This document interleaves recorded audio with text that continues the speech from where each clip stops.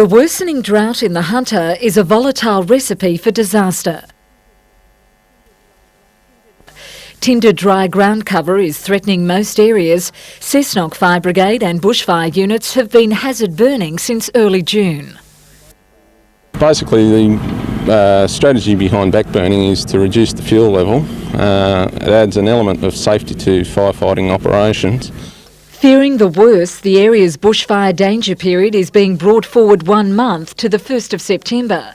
Lake Macquarie and Port Stephens fire controls are considering a similar move. Firefighters are predicting a hot and dry summer ahead. Gusty winds added to that, and the ground is laid for another season of devastating fires. Last year's fires that we copped in January burnt on the perimeters of Cessnock. We're doing a bit of strategic burning now around the towns. A warning has been issued for people to take extreme care when disposing of cigarette butts and lighting backyard fires. Watch what you're doing with fire. Includes property owners burning off themselves. Watch the weather conditions, let your local council and the local fire brigade know what you're doing. Melinda Smith, NBN News.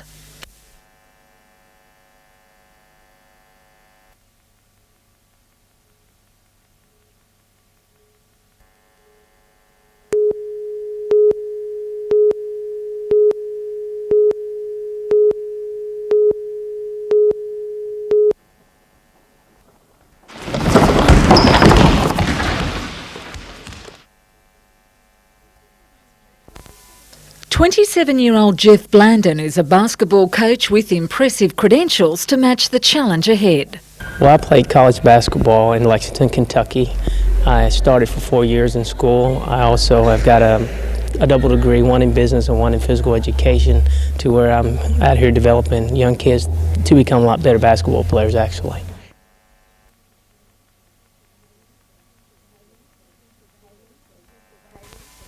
Hailing from Pennsylvania College, Jeff will spend the next 6 months coaching all grades of Cessnock's basketball club. Well, he brings skills from America that we haven't got in Australia, and the kids just simply adore him and they listen. The main idea is to promote the sport among the area's potential young players, and already word has spread there's an expert in town. We've been pretty successful. We went from about 18 to about 31 or 32 in 2 weeks.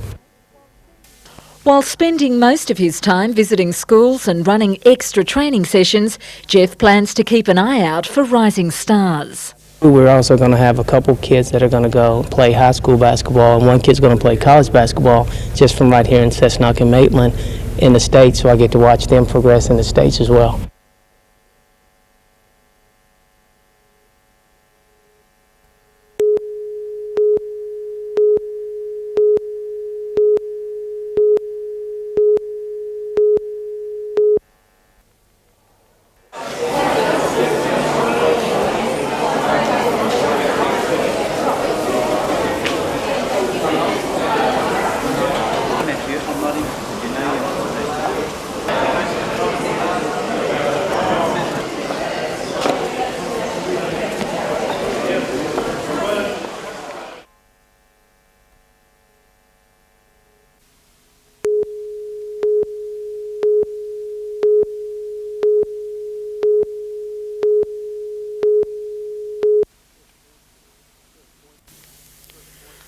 First points in the match came in the 6th minute via the boot of Curry hooker Phil Williams.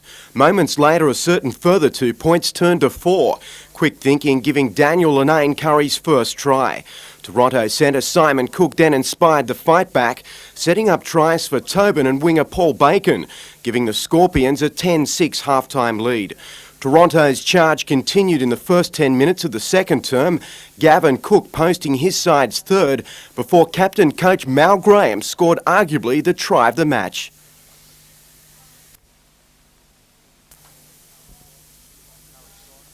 Curry crossed for 2 late tries, putting some respectability into the scoreline, but fittingly Graham scored Toronto's final try, a 12-point victory setting up a major semi-final clash with West next weekend.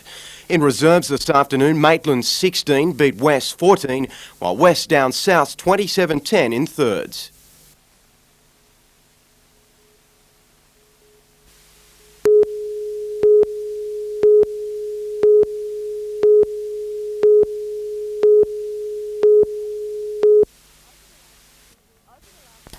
Over the last 3 weeks, there have been 2 attacks at the Whitebridge Cemetery. Headstones have been toppled and broken, crosses torn from the ground. Around a dozen graves have been damaged, mostly in the older part of the cemetery, and include headstones belonging to the men killed in the Dudley Colliery collapse.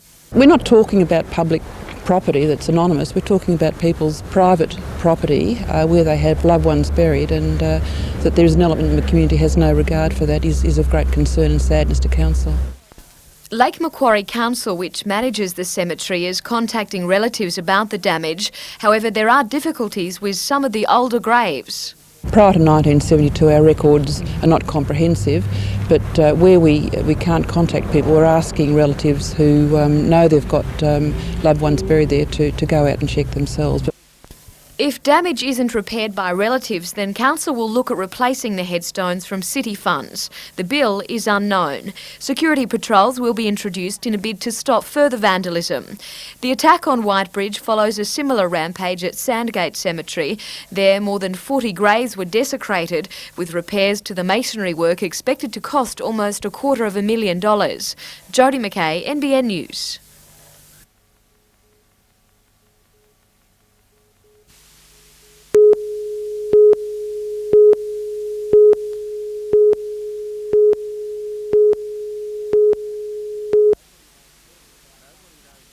Nobody knows better about how tough Winfield Cup football can be than Tony Butterfield. In an innocent-looking tackle, the big second rower broke his hand in 3 places. Tests today confirming he's out for the rest of the year. The season's over for me. I'm looking forward to the off-season, a break of a couple of weeks, although I've had a few breaks of late. After sitting out a lengthy suspension earlier this year and injury worries keeping him out for an entire year 2 seasons ago, Butterfield has had a bad run. Also on the end of the knocks was Brad Godden, taking a heavy hit from Manly's Carroll.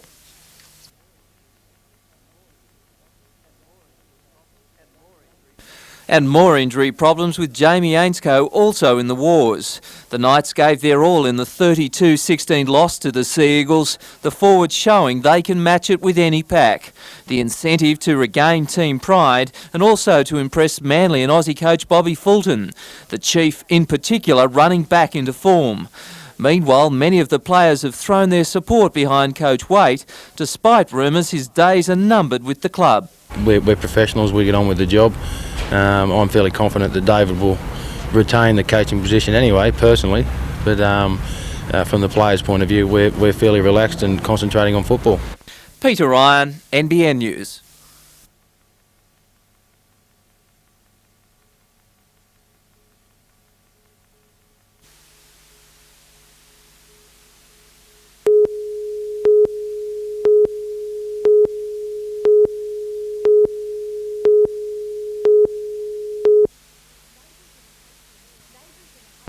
Neighbours and patrons of the bowling club next door helped the Foster family to quickly evacuate their house in Waratah Street. Many of their possessions saved from the flames were strewn on the front lawn while firefighters extinguished the blaze. Most of the damage was to an unoccupied flat at the rear. However, the main house sustained heat, smoke and some fire damage. 11-year-old Liani was inside feeding her 4-month-old sister when the fire started.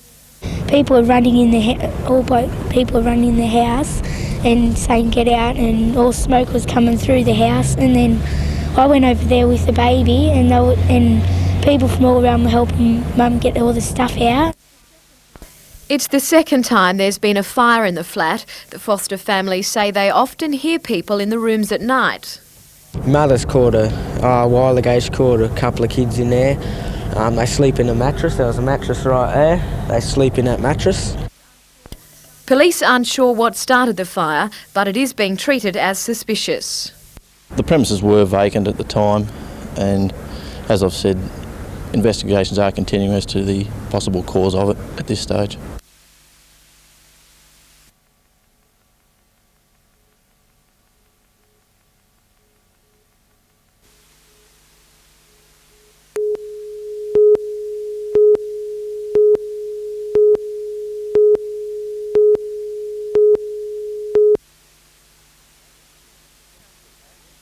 Council and insurance assessors have been working at top speed since Saturday night checking buildings for damage.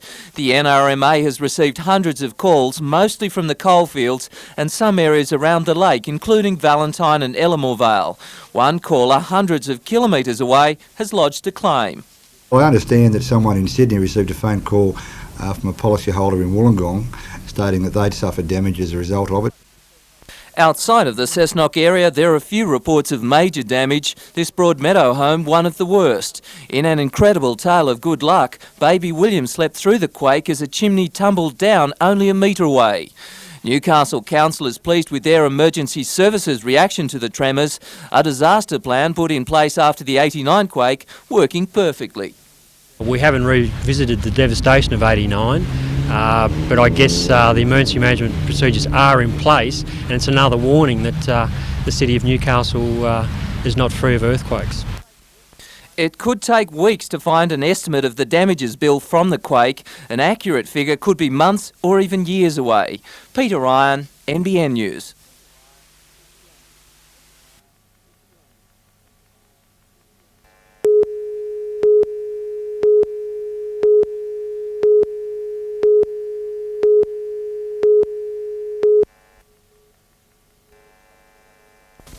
The quake struck at 9:06 Saturday night. The tremors felt from one end of the state to the other.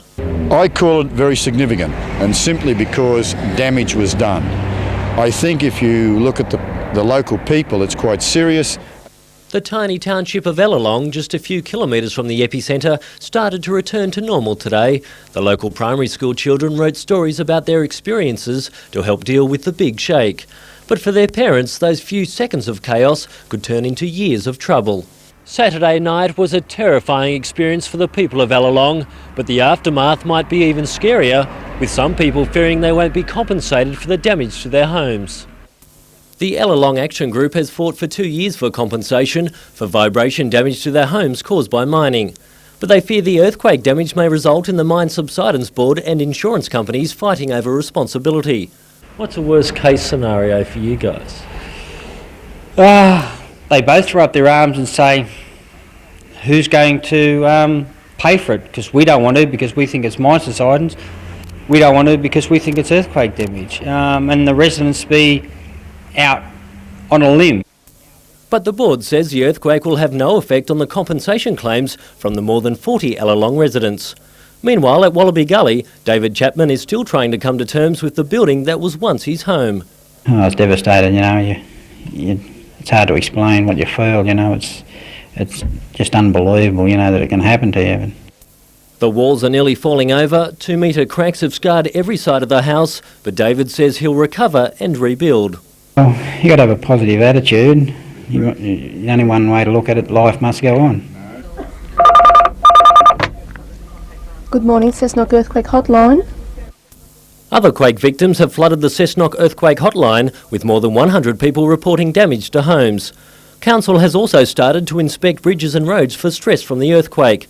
But Mayor Marie Callaghan says the state and federal governments have shown no interest in the plight of quake victims. It's disappointing that neither government or no minister has picked up the phone. There are no ministers here. It's crystal clear this is not the seat of Maitland, otherwise the whole cabinet would be landing here en masse. The damage bill is still unknown. Richard O'Leary, NBN News.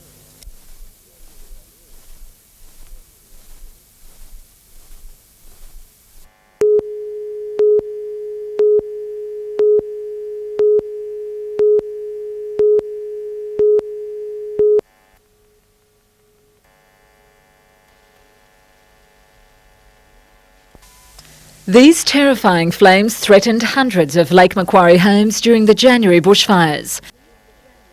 Now a developer plans to reduce safety hazards, designing an innovative subdivision along Mile Road at Garden Suburb. 134 blocks will be built on the 16-hectare site, a joint project between BHP and AV Jennings. The estate features a park and a recreational pond to store excess storm water and trap silt. But it's the attention to bushfire prevention that's impressed Council. Extensive landscaping includes a buffer zone of fire-retardant trees, and instead of the usual cul-de-sac design, there'll be a special access road. The access will be a major entry point for the subdivision. It will, in the future, combine with a new roundabout that will be constructed when further areas are developed to the south. According to Council, the new subdivision is the first to effectively address bushfire prevention in the planning stages, measures it may come to expect from future developments. When we have ideas like this, it does give impetus to the council staff to get on with the job, because it appears to benefit the community and the landholders. Melinda Smith, NBN News.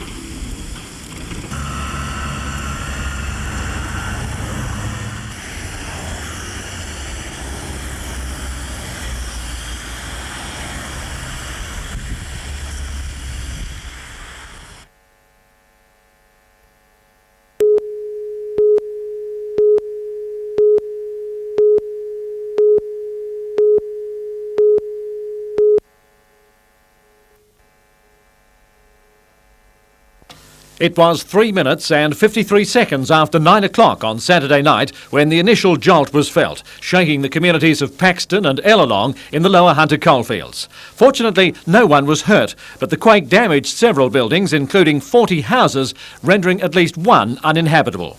Trevor Jones, a Canberra-based seismologist sent to the area, says an extended or strong aftershock sequence is now not likely, although there have been several minor ones. The largest one's about magnitude 1.5 on the Richter scale, and it was felt very locally. We've recorded about another 15, and they're tiny. They're only recorded by the field instruments, and they're too small to be felt by anybody. Mr Jones's job is to identify the geological fault responsible and determine why the quake occurred, so scientists can better predict future possible tremors both here and elsewhere. Although the latest tremor at 5.2 Richter was only slightly weaker than the tragic quake of Newcastle in December 1989, this one did far less damage. Luckily, because of favourable ground conditions up there, in other words, very stiff soils and so on, there hasn't been the damage that we saw from the 1989 earthquake. Cessnock Council building inspectors are still assessing the damage, and a special hotline has been set up for residents wanting advice.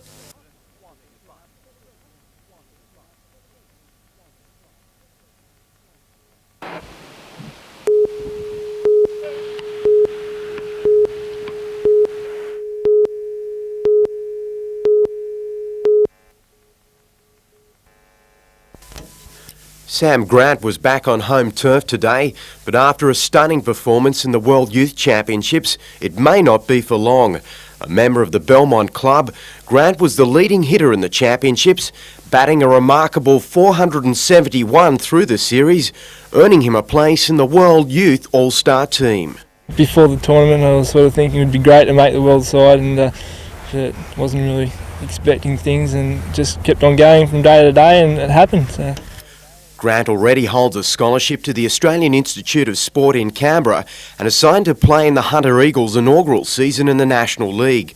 But with around 200 scouts watching the Youth Championships and the Eagles having an association with Montreal, the talented left-hander could soon find himself back in America, mixing it with Aussie trailblazers such as Graham Lloyd and Dave Nelson. That's what I want to do. I want to head back over there and sign pro. And hopefully it should sort of happen within the next couple of months. In the meantime, the Eagles are intent on making the most of his talents. Yeah, Sam is one of our young players with a great lot of potential. He's just come off a tour to the United States. He should be a big part of our offence this summer.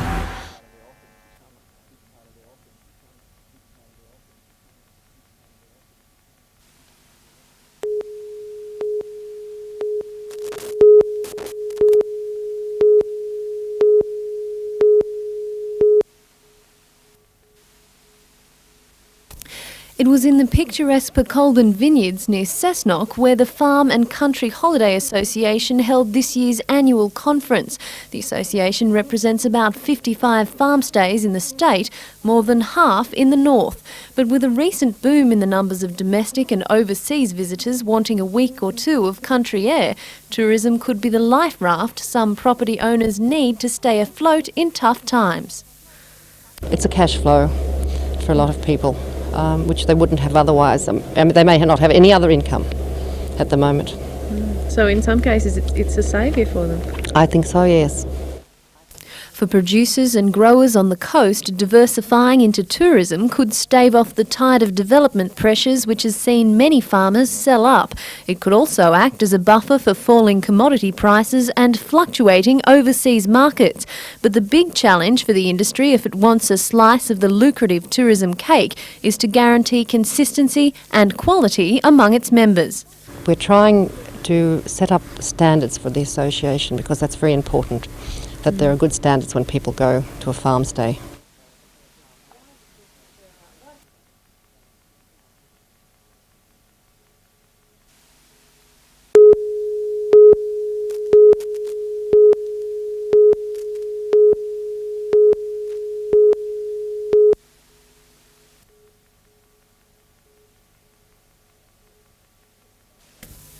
This is the style that has the Hunter Valley Martial Arts Centre fighters beating the best in the land. The club filled 9 of the 80 positions in the New South Wales team, which competed in the Australian Karate Nationals at Brisbane. They came home with 17 medals, 17-year-old black belt Martin Phillips winning 9 by himself. The Lambton High School student had an incredible tournament, picking up 4 gold, 4 silver and a bronze. He's part of a club that's renowned for its fighting spirit, with even sparring sessions competitive. And it's this attitude that has the Hunter Valley Martial Arts Centre poised for even greater glory in the future. Richard O'Leary, NBN News.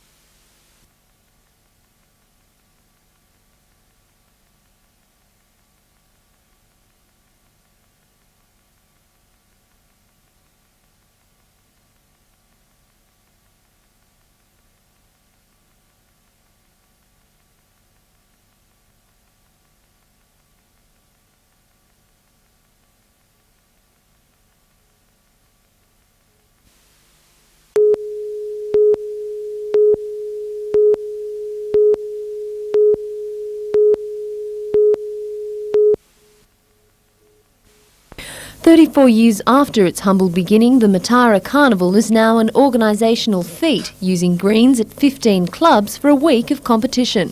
The carnival is hosted by a different club each year, and it's now the turn of Gateshead Windale. The mixed competition with 392 players began the program of events today. Sectional winners will go on to decide semi-finalists tomorrow. The weekend will see the fours do battle. Men's pairs take the limelight on Monday and Tuesday, followed by the men's classic threes. Bowlers have travelled from as far as Victoria to compete. Finals for all events will be held tomorrow week. Meanwhile, it was a day of celebration for the members of the Wyong Women's Bowling Club. It was their 70th anniversary, making it the oldest club on the Central Coast. When the club first started, there was less than 20 members in the club. And it's through the years, it's just grown and grown. And today, of course, we're looking at 170 members. After some light-hearted competition, fun for everyone but the spider, the ladies carried on their celebration in the clubhouse. And what birthday would be complete without a cake? Joanne Shoebridge, NBN News.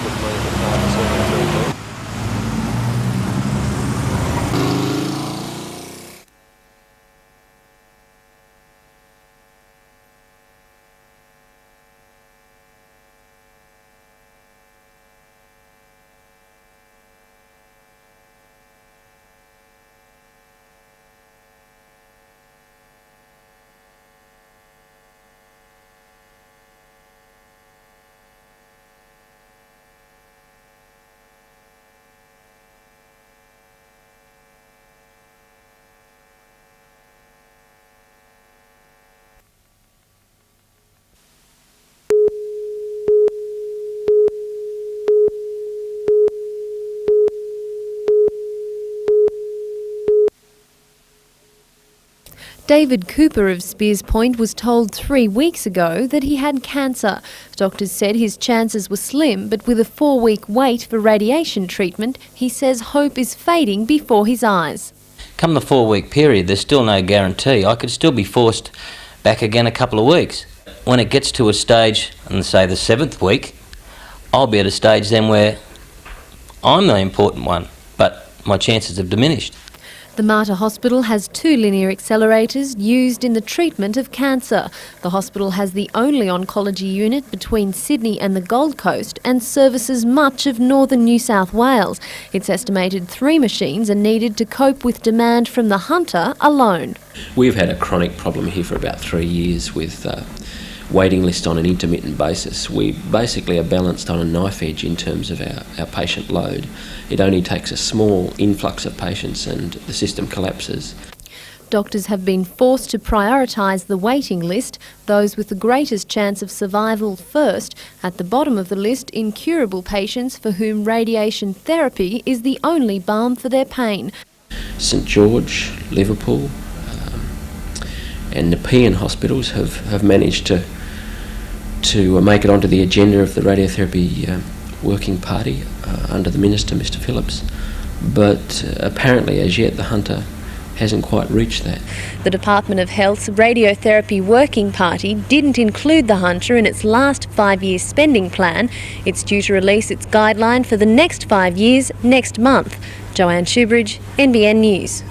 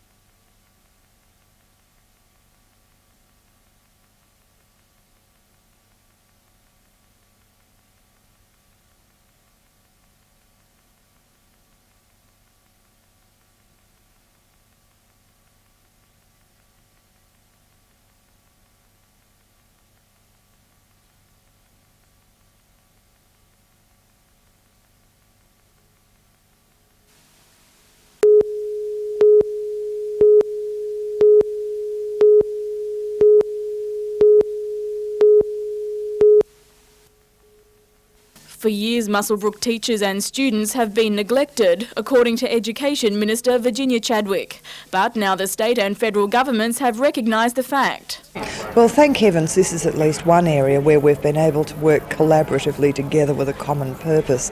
The result, a technology and applied sciences building has been constructed at Muswellbrook High. The students are benefiting from new equipment worth thousands of dollars. Mrs Chadwick inspected the pupils' handiwork, then teaming up with the Federal Minister for Schools, Ross Free, she greeted the children at the primary school, where grants have provided for a new canteen and auditorium. A library and classrooms replace former demountables. Mrs Chadwick says there will be 15 extra teaching positions in the area. Further grants will be made to the TAFE College. Nearly $3,000 will be spent on upgrading the car park and store. It makes it much easier for people like me when we can work together rather than sniping at one another. But the real beneficiaries, clearly as you see today, are the schools and the children.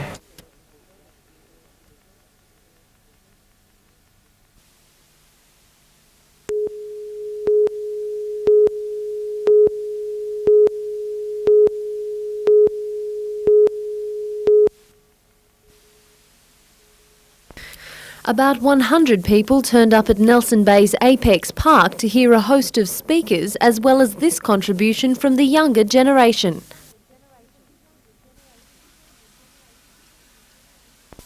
At issue, a 70-lot subdivision planned for this Wanda Avenue land at Salamander Bay. The plans were approved by Port Stephens Council some time ago. Bulldozers had been due to begin work earlier this year. Spokespeople for the local Warramai tribe claim the 11-hectare area is a sacred women's site. A lot of our people don't really tell many people about our sites because they're sacred, a lot of them. But I think now's the time to record them and bring them out in the open in order to preserve them. It's not being realistic. The study quite clearly shows that the problems that they see don't exist, and it's a motive issue. The Warramai have rejected a compromise by council for a 50-metre buffer zone around part of the area, a proposal accepted by the local Aboriginal Land Council. Council is running out of land to develop, and this is one of the sites that we have for development. It's been approved for a couple of years. Last year they signed a declaration for the year in the Indigenous people to preserve our sites, but that's not happening, and a lot of our sites are under threat of development. Council's report is currently before the National Parks and Wildlife Service. It will make a recommendation to Aboriginal Affairs Minister Robert Tickner, who then has the final say, unless one of the parties wants to appeal the decision in the Land and Environment Court. Joanne Shoebridge, NBN News.